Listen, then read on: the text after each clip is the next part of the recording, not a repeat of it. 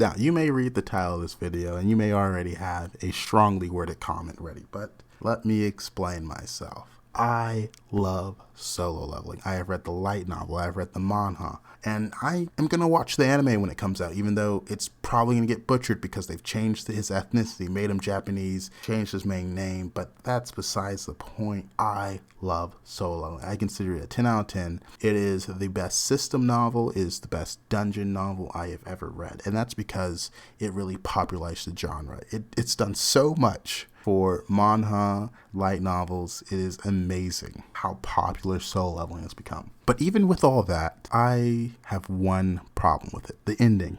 You've read the title, you know. The ending is so unexciting. The journey of solo leveling is the bulk of it. If you're not familiar with solo leveling's ending, because you might have read it a while ago, if you read the light novel and the manga or the manhwa came out within the last year-ish, but basically, he turns back time to make it so none of this happened, and he goes and fights the sovereigns in a dimension that won't affect Earth. That's pretty much the gist of it. We see glimpses of other characters in the alternate reality, but for the most part, we don't see them at all. And the author, the afterword, if you read chapter 243, you can see the author's afterword, and he says, I planned this from the beginning. I plan how abruptly the ending comes, the time reversal, all of it. He said he planned it from the beginning. I don't doubt that. I don't think he's trying to cope or lie. I truly believe he planned it from the beginning. But the problem is, even if he planned it from the beginning,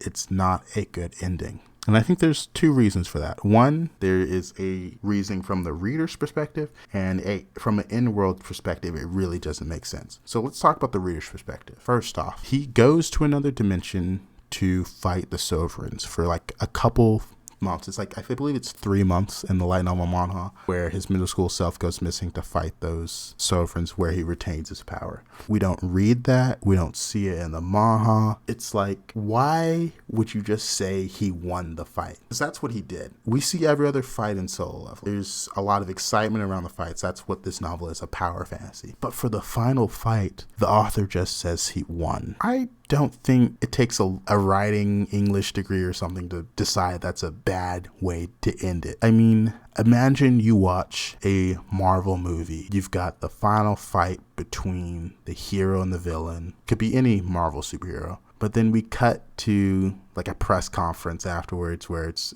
Iron Man or Spider-Man. And they're like, and I fought that villain of mine. I barely beat him. It was a tough battle. But you didn't see it. You would be upset. And that's how I feel about solo leveling. The fights were very exciting. It's one of the reasons many of the people read the novel and the manhwa. And to just skip the final fight feels inappropriate. It goes against everything solo leveling has done so far. And it just doesn't make sense to me. Because look at it this way. Solo leveling, as the chapters are published, the author makes money from it. So I can understand if he's tired with the novel, he's overworked. That is a whole nother discussion. The illustrator most likely died from overwork on the manhwa. I'm not advocating for them to be working harder. I hate the work-life balance that some of these people have to go through, but it feels weird to just skip that. I mean, I feel like you could have wrote that final battle to make the ending feel like it didn't happen as fast. And if he did that, I'm sure they would do the same for the manhwa. That's copying it. Well, not copying it, illustrating the actions of the light novel. So that's my main problem.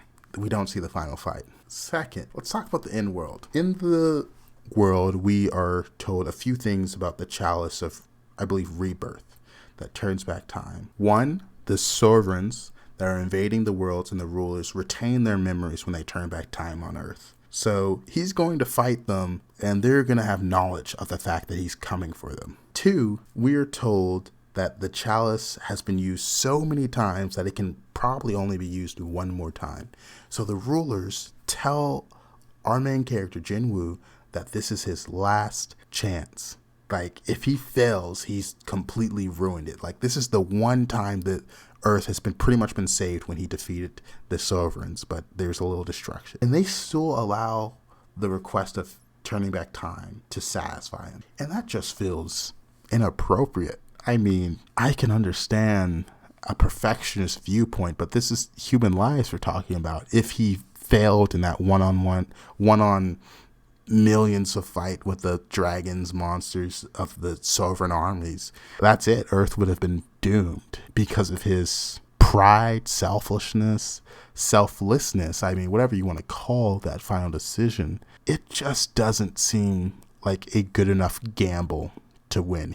Because he's already saved Earth, but he decides, I can probably save Earth better. Let's try it again. And if I fail, everyone dies. Which is like, oh, that's a bit too much of a gamble. The rulers probably should have stopped him.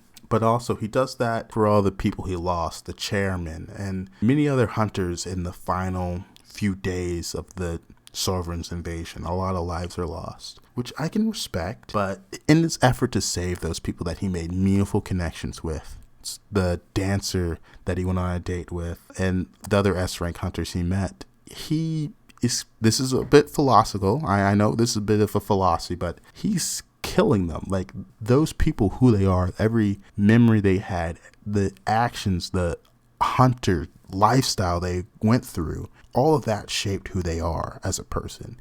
And by making it so they weren't hunters, that magic never came into existence in this world, he's killing that current version of themselves. They would forget everything and become someone else, pretty much. That is a terrifying prospect.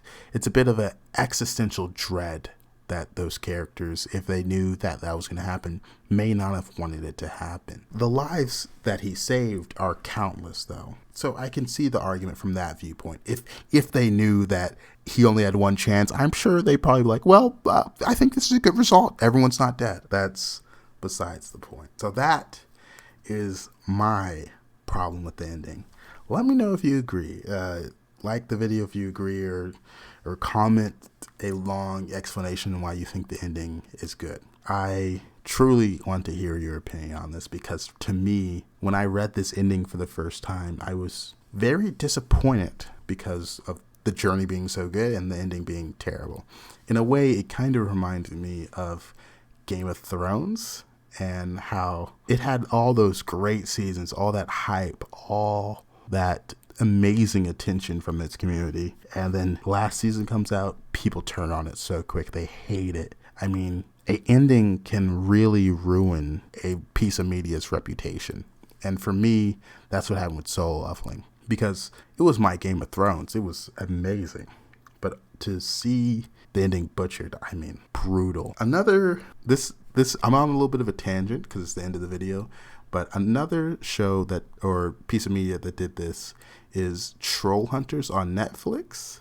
They do the exact same thing. It's you don't have to be familiar with the show. I'm gonna spoil it, so warning if you're gonna watch Troll Hunters on Netflix. There are 3 different series, one about trolls, one about aliens, one about wizards, and then a movie that wraps up the finale of the show or the universe. And the main character just turns back time and makes it so someone else gets the magical weapon and become the troll hunter. And in doing that, he forces the other person to go through all that suffering. But turning back time always seems like a lazy way to end the novel, or in the world that you've written, because one, the journey is what makes every piece of media. That final journey is so amazing, and to just ruin it like that, it's so disappointing to see.